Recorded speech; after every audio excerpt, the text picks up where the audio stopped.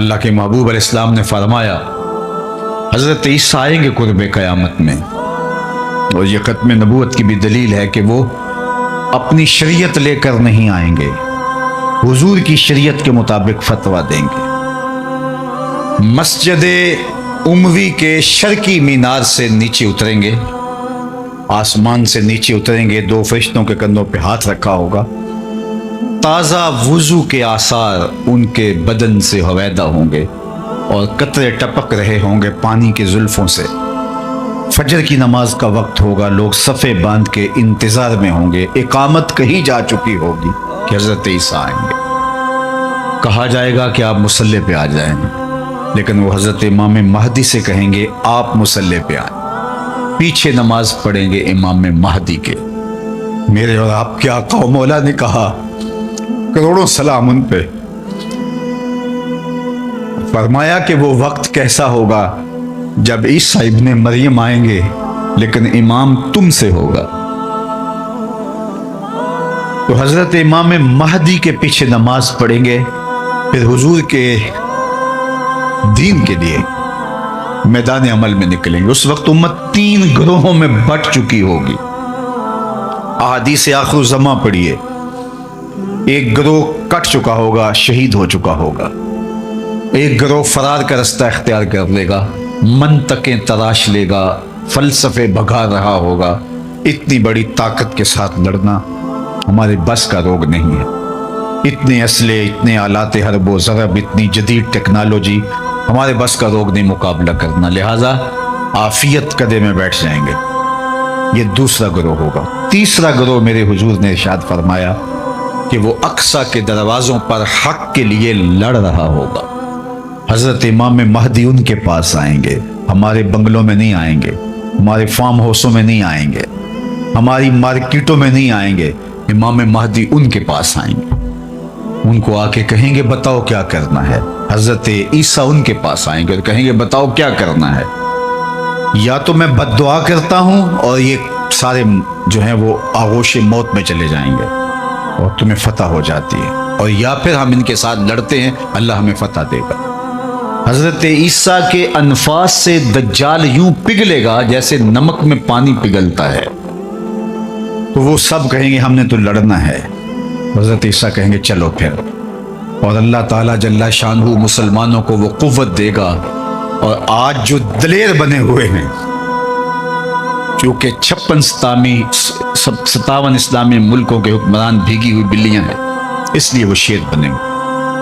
اور آج وہ مسلم خواتین پر شراب پھینک رہے ہیں۔ چند اسرائیلی نوجوان اکٹھے ہوتے ہیں اور کہتے ہیں فلاں علاقے میں چلو، غزہ کے فلاں علاقے کی عورتیں بڑی خوبصورت ہیں۔ یہ امت کا یہ آج کا درد ہے،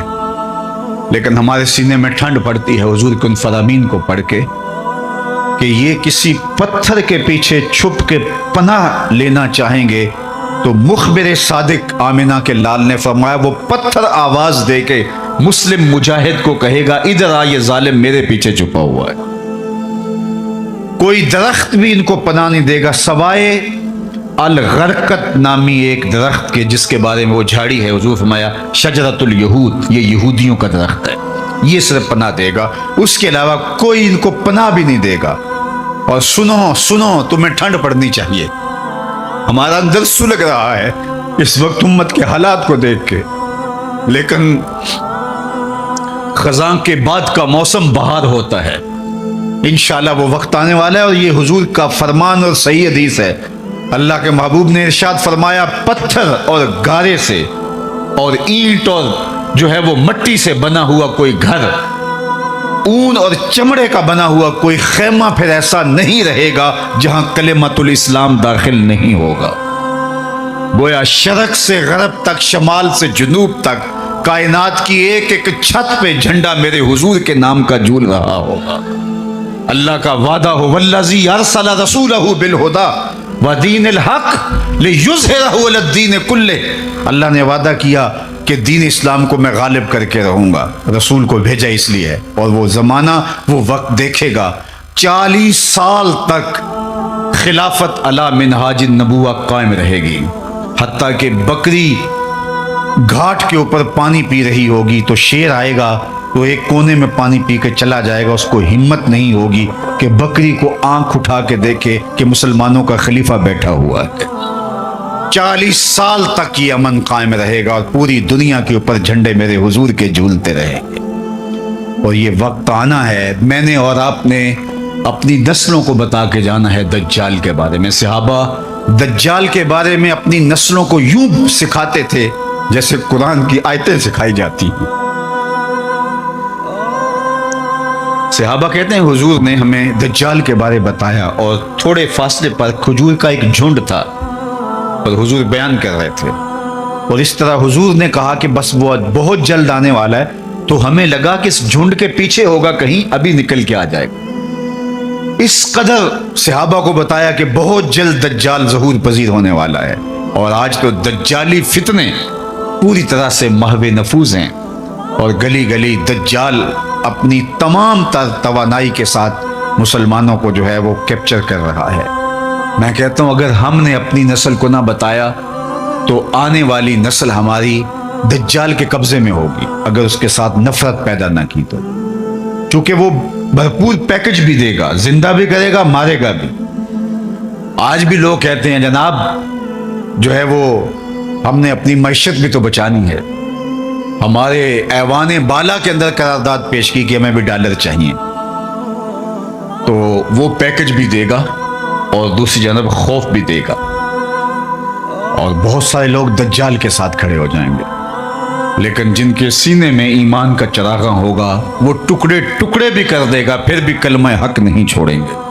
ہم نے اپنے آپ کو اتنا مضبوط کرنا ہے، اپنی نسلوں کو اتنا مضبوط کرنا ہے، یہ کسی صورت کے اندر بھی دجال کے ساتھ کھڑی نہ ہو۔ یہ جو 30 جھوٹے نبوت کے دعوے دار ہیں، ان کو کذاب بھی کہا گیا، ان کو دجال بھی کہا گیا، اور دجال اعظم بڑا دجال وہ سب سے آخر میں آنے والا ہے، لیکن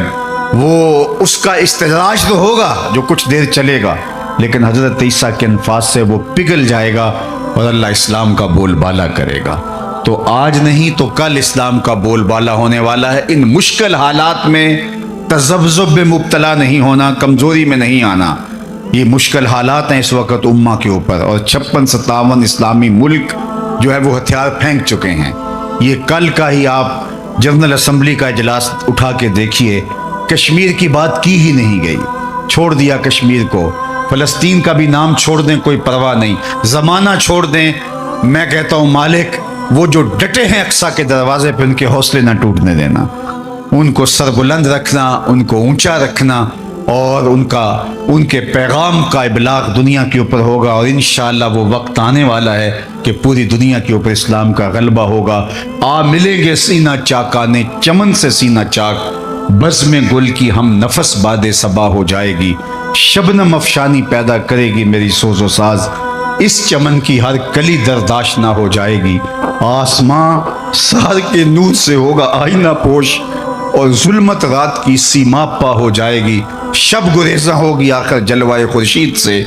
یہ چمن معمور ہوگا نغمہ توحید سے۔ انشاءاللہ ہم نے حصہ ڈالنا ہے اور دعا کرنی، اللہ اگر ہماری زندگی میں حضرت امام مہدی حضرت عیسیٰ آئے، اللہ ان کے لشکر میں شامل فرمانا، اور ہماری اولادوں یا اولادوں کی زندگی میں یہ سعادت ان کو نصیب ہو، تو اللہ وہ دجال کے ساتھ نہ کھڑے ہوں، وہ امام مہدی کے ساتھ کھڑے ہوں، حضرت عیسیٰ کے ساتھ کھڑے ہوں۔ اور انشاءاللہ مجھے یقین ہے کہ ہماری نسلیں دجال کے ساتھ نہیں کھڑی ہوں گی، ان کی روح اور دین کا نور ان کے سینے کے اندر انڈھیل گئے، اس کے 2 آنکھوں کے درمیان واضح طور پہ کافر لکھا ہوگا، جو مومن دیکھے گا بھی پہچانے گا بھی، اور جب پہچان لے گا پھر کوئی فرق نہیں پڑتا کہ اس کے ٹکڑے کیے جاتے ہیں، اس کے جسم کی بوٹیاں کی جاتی ہیں یا قیمہ کیا جاتا ہے، اس کو کوئی فرق نہیں پڑتا، وہ کھڑا ہو کے کہے گا کہ میں تیرے ساتھ نہیں ہوں، میں حضرت عیسیٰ کے لشکر میں شامل ہوں۔ اللہ جل شانہ کی بارگاہ میں آپ سارے لوگوں کی آمین کے ساتھ دعا ہے کہ اللہ اس امت کو غلبہ عطا فرمائے، اور ہمیں حضور علیہ الصلاۃ والسلام کے دین کا سچا سپاہی بنائے، اور دنیا آخرت کی بلائیاں ہمارا مقسوم کرے، اقبال کے سارے فلسفے کا رس نچوڑیں تو جو جوس نکلتا ہے، رس نکلتا ہے، وہ یہ ہے کہ محمد سے وفا تو نے تو ہم تیرے ہیں، یہ جہاں چیز ہے کیا لوح و قلم تیرے ہیں۔ اقبال کہتا ہے حضور سے وفا کر لو، پھر قلم بھی تمہارے ہاتھ میں دے دیں گے، تختی بھی تمہیں ہی دے دیں گے، لوح بھی تمہیں پکڑا دیں گے، پھر تمہاری تقدیر کے فیصلے واشنگٹن میں نہیں ہوں گے بلکہ خدا بندے سے خود پوچھے گا بتا تیری رضا کیا ہے۔ انور نکالتے ہیں اور پہرے پر مامور اس صحابی کو ارشاد فرماتے ہیں کہ تم چلے جاؤ، میری حفاظت میرے رب نے اپنے ذمہ کرم پہ لے لی۔ سوال یہ ہے کہ جتنے بھی پیغمبر، نبی، رسول جتنے بھی پیغمبر، نبی اور رسول تشریف لائے ہیں، اللہ جل شانہ کے سچے اور فرستادہ رسول اور پیغمبر تھے، انہیں شہید کیا گیا، لیکن اللہ نے ان کی حفاظت نہیں فرمائی۔ حضور بھی اللہ کے نبی ہیں، لیکن اللہ نے اپنے محبوب کی حفاظت اپنے ذمہ کرم پہ لی اور کہا کہ محبوب تیری حفاظت ہمارے ذمہ رہی۔ تو یہ ایک دوسرا سوال ہے۔ قرآن بھی اللہ کی کتاب اور باقی کتابیں بھی جو اس سے پہلے نازل ہوئی وہ بھی اللہ کی کتاب۔ حضور اللہ کے رسول، باقی اس سے قبل جو رسول اور پیغمبر ہوئے وہ بھی اللہ کے فرستادگان، ان کی حفاظت اپنے ذمہ کرم پہ نہیں لی، حضور کی حفاظت اپنے ذمہ کرم پہ لی۔ اس کا جواب ہی ختم نبوت کی دلیل ہے، اور وہ یہ کہ اگر کسی کتاب میں تحریف راہ پا جاتی ہے تو کوئی بات نہیں، نئی کتاب اترنے والی ہے، اور لوگوں کے لیے ہدایت کا سرچشمہ سوکھنے والا نہیں، نئی کتاب آنے والی ہے۔ کوئی بات نہیں، یہ کتاب میں تحریف راہ پا گئی ہے تو دوسری کتاب آئے گی، اس میں تحریف کر لی تیسری کتاب آئے گی، اس میں تحریف کر لی تو چوتھی کتاب آئے گی۔ قرآن کے بعد چونکہ کوئی کتاب نہیں ہے، فَبِأَيِّ حَدِيثٍ بَعْدَهُ يُؤْمِنُونَ، اس کے بعد تم کس پہ ایمان لاؤ گے؟ اگر اس میں بھی تحریف کی راہ پائی جاتی ہے تو پھر قیامت تک آنے والے انسانوں کے لیے ہدایت کا کوئی سرچشمہ نہیں ہوگا۔ تو قرآن کی حفاظت کا ذمہ اپنے ذمہ کرم پہ لینا اس بات کی دلیل ہے کہ قرآن کے بعد کوئی کتاب اترنے والی نہیں ہے۔ ایک پیغمبر کو شہید کر دیا جاتا ہے، کوئی بات نہیں، اس کی جگہ نیا پیغمبر آنے والا ہے، اتمام دین کرے گا، اتمام توحید کرے گا، اللہ کے پیغام کا ابلاغ کرے گا، رشد و ہدایت کا چشمہ سوکھے گا نہیں، اس کے ذریعے سے نور بٹتا رہے گا، اجالے پھیلتے رہیں گے۔ دوسرے نبی کو شہید کر دیا جاتا ہے، تیسرے نبی کو، لیکن حضور علیہ السلام کی حفاظت اللہ نے اپنے ذمہ کرم پہ لی کہ محبوب آپ نے اتمام دین کرنا ہے، اگر آپ کو نقصان پہنچ جاتا ہے تو پھر اتمام دین کون کرے گا؟ حضور علیہ السلام کی حفاظت کا اللہ کے ذمہ کرم پہ ہونا اس بات کی دلیل ہے کہ حضور کے بعد کوئی پیغمبر آنے والا نہیں۔ پس خدا بر ما شریعت ختم کر، بر رسول ما رسالت ختم کر۔ لیکن جعلی لوگ، دو نمبر لوگ اپنے آپ کو نبوت اور رسالت کے دعوے کے ساتھ سامنے لاتے رہیں گے، اور وہ اللہ کے محبوب نے پہلے ارشاد فرما دیا کہ میرے بعد 30 کے قریب دجال آئیں گے جو یہ دعویٰ کریں گے، یہ گمان کریں گے کہ ہم نبی ہیں، ہم رسول ہیں، لیکن فرمایا کہ میرے بعد کوئی رسول نہیں ہے، میں آخری نبی۔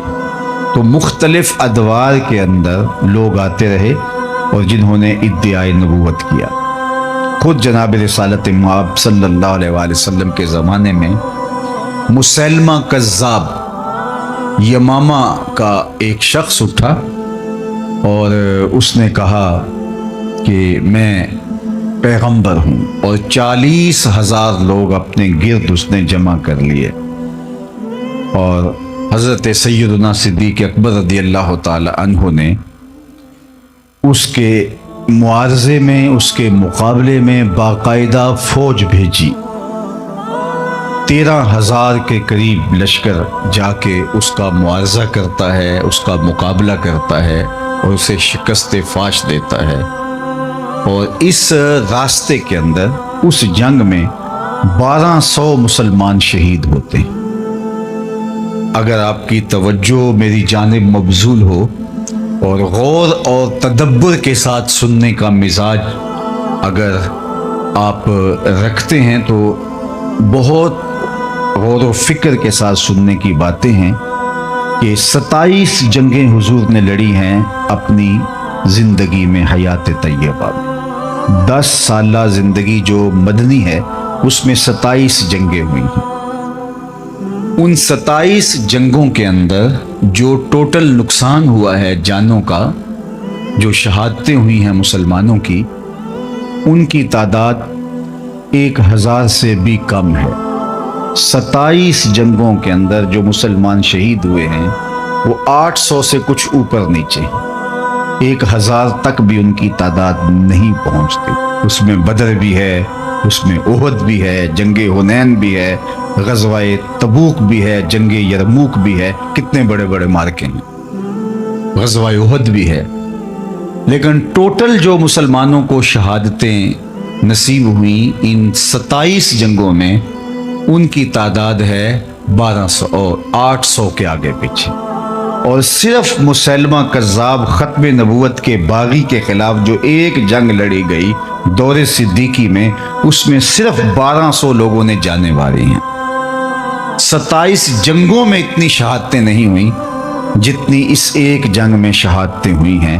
یہ بات سمجھنے کے لیے کافی ہے کہ ختم نبوت کا مسئلہ کتنا حساس مسئلہ ہے۔ اور اس حوالے سے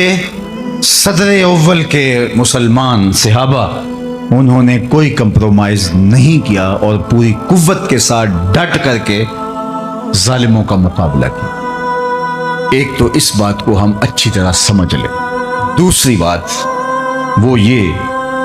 کہ 30 کے قریب حضور نے فرمایا دجال آئیں گے